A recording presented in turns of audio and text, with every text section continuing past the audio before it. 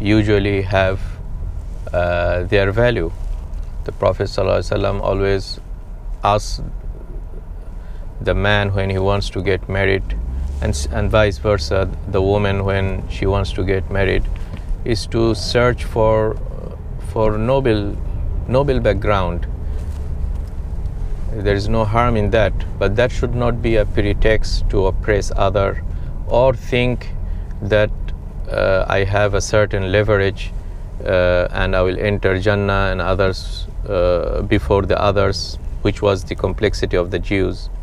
That Allah will never, in other places, Allah will never punish us. So here Allah answers this thing. قُلْ فَلِمَا يُعَذِّبُكُمْ بِذُنُوبِكُمْ بَلْ أَنْتُمْ بَشَرٌ مِّمَّنْ خَلَقَ. You are just like any other people. And if your claim was true that you are the sons of Allah, why you have been put under such humiliation throughout in any society? The Jews, they have been humiliated in Europe for ages. They have been humiliated under the Christians for ages,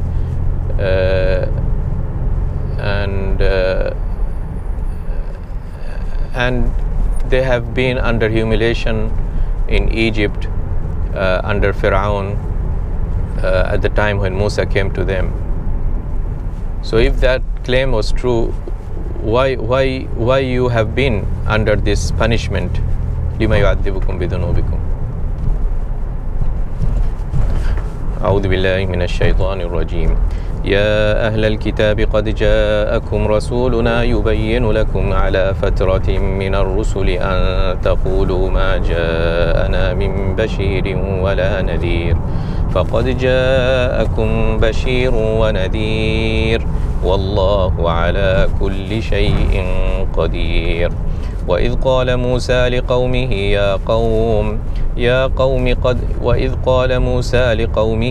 قوم اذكروا نعمة الله عليكم إذ جعل فيكم أنبياء وجعلكم ملوكا وآتاكم ما لم يؤت أحدا من العالمين. يا قوم ادخلوا الأرض المقدسة التي كتب الله لكم ولا ترتدوا على أدباركم فتنقلبوا خاسرين. قالوا يا موسى إن فيها قوما جبارين وإنا لن ندخلها حتى يخرجوا منها فإن يخرجوا منها فإنا داخلون. قال رجلان من الذين يخافون أنعم الله عليهم ادخلوا عليهم الباب فإذا دخلتموه فإنكم غالبون وعلى الله فتوكلوا إن كنتم مؤمنين. قالوا يا موسى إنا لن ندخلها أبدا ما داموا فيها فاذهب أنت وربك فقاتلا إنا هاهنا قاعدون. قال رب إني لا أملك إلا نفسي وأخي فافرق بيننا وبين القوم الفاسقين. قال فإنها محرمة عليهم 40 سنة يتيهون في الأرض فلا تأس على القوم الفاسقين. Very rich ayat that deserves lots of comments, but I trust that you'll think about them yourself. Let me just leave few notes here and there, scattered notes here and there. This verses talks about the attempt of Musa alayhi salam after coming out of Egypt, taking the Bani Israel, and this great sign they have seen all in front of their eyes when Allah drowned Pharaoh and his army in the sea and saved them with such a miracle that the sea split and they could walk on the after splitting the sea, they crossed the sea, and Fir'aun and his party and army was drowned. Okay. And now their destination is Baytul Maqdis, Jerusalem, which have been inhabited by some powerful giants, Amaliqa.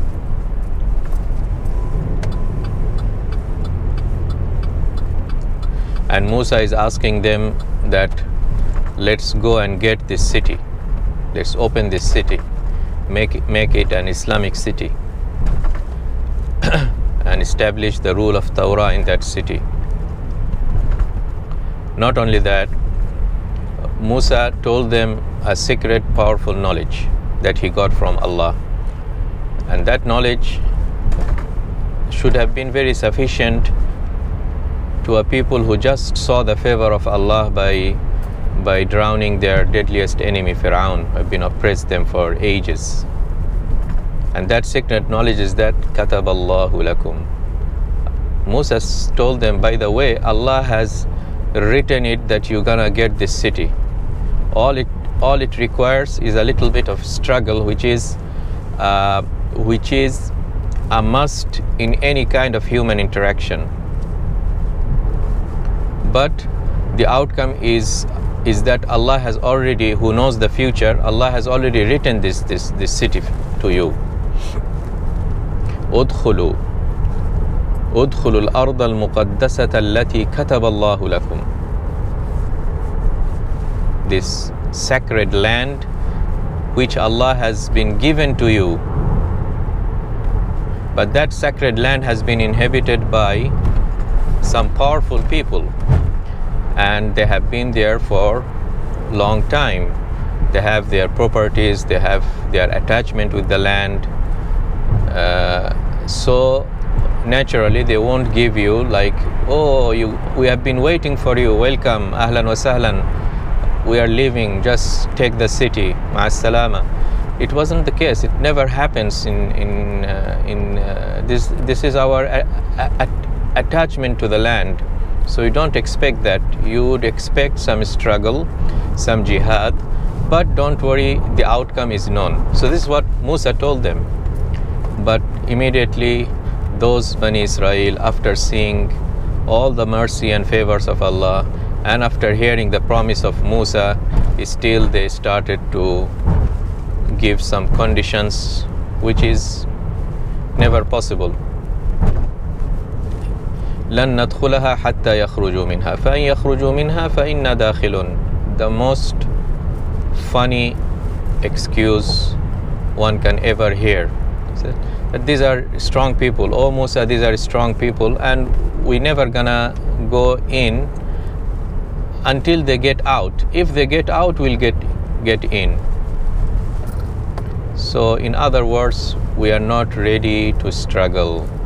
We are not ready to sacrifice our lives and put our life at risk, because they were attached to this world. They don't want to, they are coward. They were cowarded, and they are not ready to sacrifice.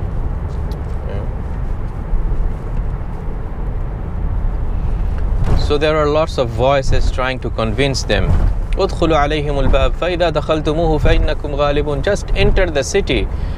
The moment you enter the city, you're gonna open it, because the victory will not come from your muscle power or your power. The victory comes from Allah, because He is in your side. But it requires this first initial step, and it is the sunnah of Allah that these first initial steps you cannot avoid.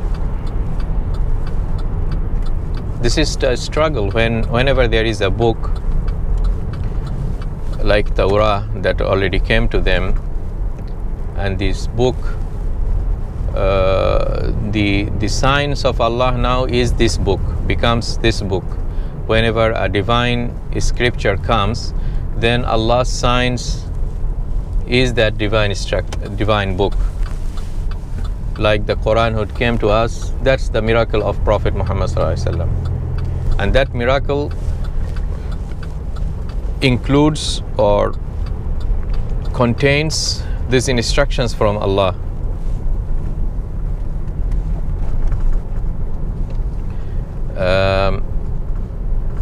The miracles of previous prophets were more physical in nature and confined to locations and times. Of those people who have seen the miracle, it's only applicable to them, not applicable to others. But when the miracle becomes in a book form, which can propagate, it's never then attached to a geography or time. It becomes now movable to anyone who hears this message. So similarly, when the Quran came, khalas, it is over there. You just hear it, and it is applicable to you, regardless of your location and time. Sorry, maybe I'm talking more philosophical here, but let's return here. Is that the concept of jihad, the concept of struggle is there. You cannot be waiting for spoon feeding by Allah subhanahu wa ta'ala without putting any kind of effort. Okay, to the extent that they now became, ridiculous, and they became insulting and humiliating their prophet who have shown them such huge favors and bounties and miracles. They say that idhab anta wa rabbuka faqatila inna hahuna qa'idun. Go you and your Lord and fight, but for us, sorry, we will stay here outside the gates of the city. If you want, go and fight yourself. Okay. And at that moment, Musa made this dua that, "Oh Allah, I am alone, me and my brother Harun. So give us افرق بيننا وبين القوم الفاسقين." Separate between us and the people who are fasiqeen. And after that, Allah said, "Innaha muharramatun alayhim." So these people they are not mature enough to understand and comprehend the meaning of jihad, the meaning of sacrifice, and for such they don't deserve the sacred land. So the sacred land is not on display for anyone or on offer to anyone. It requires some kind of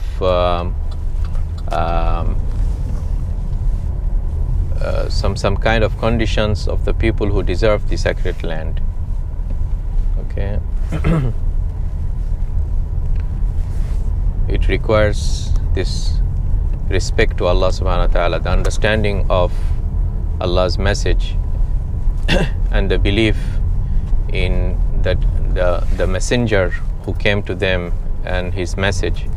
All these things was lacking to those generation, and it requires another generation who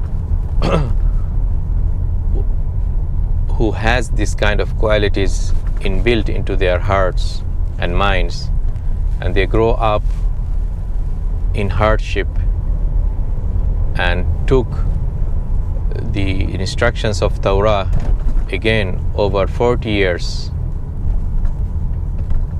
and they were repentant, they were not proud. All these things will make the next generation who will come and eventually open the Bayt al-Maqdis. But at that time Musa was not there, he already died, and his servant Yusha ibn Nun, he came and took that army which has been described in hadith, and Allah helped them. Allah made the sun stop in its position until the day was extended few hours and the victory was given to them. These are the helps of Allah comes, but they were at that time ready to go for jihad. They never said these things. Why? Because that generation, corrupted generation, has gone and a new generation came, and it took 40 years to build a new generation. Very beautiful verses, but I almost reached office, so we'll see you next time. Assalamu alaikum wa rahmatullah.